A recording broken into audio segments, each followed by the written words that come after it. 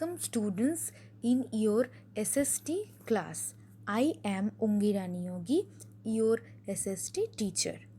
Today we are going to learn the part 2 of constitutional design.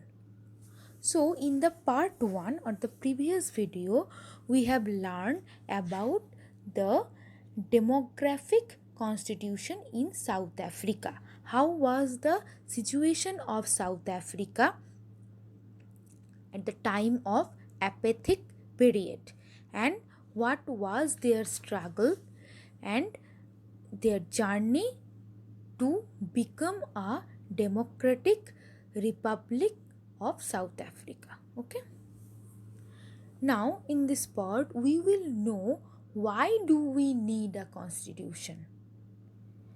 So again we took the example of South Africa to understand this part. So we already knew it that after 26th April 1994, Africa became a Republic of South Africa, and after that they took 2 years to form their constitution, and they follow that everybody is equal. They was against any racism. Okay, now the oppression and the oppressed in this new democracy were planning to live together as equal, but it was not going to be easy for them to trust each other, because now the total situation has been changed, because at the time of apathic regime, then the white people were the majority and the black people were the minority, not in terms of the population but in the terms of the power, because white people always enjoy the power of majority person, and they do not allow the blacks people to enjoy that power. So black people always feel like that they are not a part of that country, that is not their original land or motherland. Okay, so at the time of apathic period there was a strict segregation. So now, but the situation now has been changed. It was not going to be easy for them to trust each other. They had their fears. They wanted to safeguard their interest. The black majority was keen to ensure that the democratic principle of majority rule was not compromised. Okay, they wanted substantial social and economic rights. So black people want their social and economic rights. The white minority was keen to protect its privilege and property, because the white people was very much used to in their privileged life, and they had huge properties, large buildings, cars, because they had power at the time of apathic regime. So both both parties were wanted to maintain their situation. After long negotiations, both parties agreed to a compromise. The whites agreed to the principle of majority rule and that of one person, one vote. One person, one vote. They also agreed to accept some basic rights for the poor and the workers. The blacks agreed that majority rule would not be absolute. They agreed that the minority means they agreed that the majority would not take away the property of the white minorities, because white minority had that fear that their property may be taken away by the blacks. This compromise was not easy because the both group didn't trust each other. Okay, so then what was the situation, what was the solution for this problem? The only way to build and maintain this trust between these two, minority and majority, in such a situation is to write down some rules. Okay, so write down some rules for the game that everyone would abide by, everyone would follow that rules. These rules lay down how the rules are to be chosen in futures. These rules also determine what the elected government are empowered to do and what they cannot do. It may be happen that after the elections, which government will be in power, they can change the rule, but in the written constitution, it is not possible. Finally, these rules decide the rights of the citizens. This rule will work only if the winner cannot change them very easily. It is what the South Africa did. They agreed on some basic rules.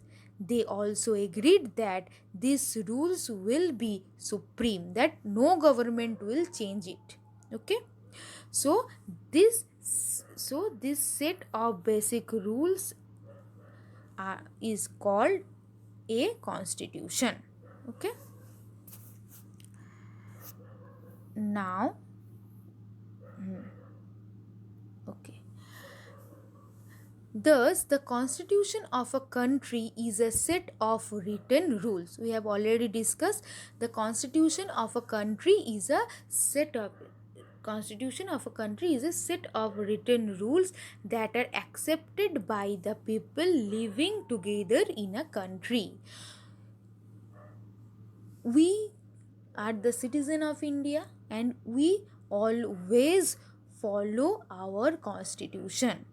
Okay, this is the example.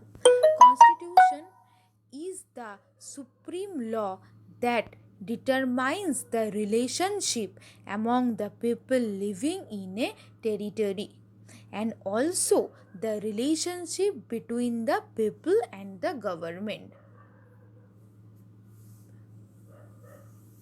A constitution does many things.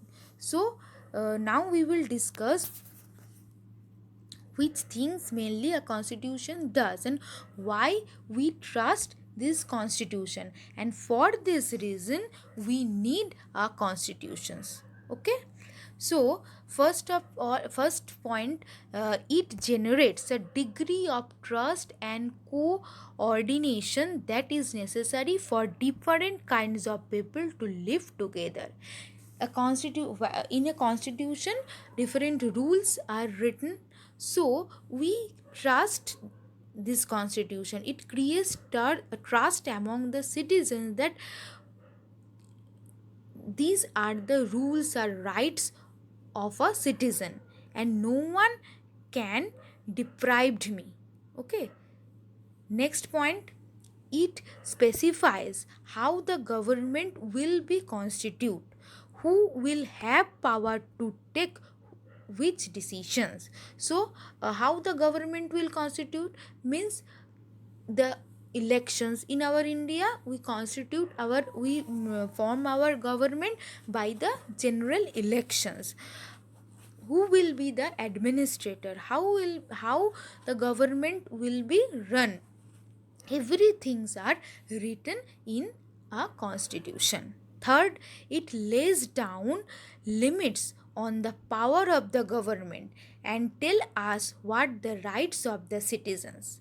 In a constitution it is also mentioned that what are the different powers of a government, what are the different powers of central government, state government, local bodies, and how the rights of a citizen will be maintained. It is also written as government gives Indians different fundamental rights and fundamental duties. So a government, central government, cannot do anything against these rights. Okay. Next, fourth, it expresses the aspirations of the people about creating a good society. Constitution build trust among the citizen, so it inspires people to be a good citizen and then to create a good society. Now, all the countries that have constitutes are not necessarily democratic. In our world, all countries are not democratic, but if a country is a democratic, that means if the country has democracy, has choose their government by the local election, by the local people, then a democratic country must have the constitution. But if it is not mandatory, that if it is not a democratic country, then it will have no constitution, because constitution is a set of collection or set of different rules how the country will be run, what is the rights of a citizen, what is the duties of a citizen, what is the limit of a government. So after the War of Independence against the Great Britain, the Americans gave themselves a constitution. After the revolution, the French people approved a democratic constitution. So, in all the countries of our world who want to run their administration, their government properly, need a constitution. Okay.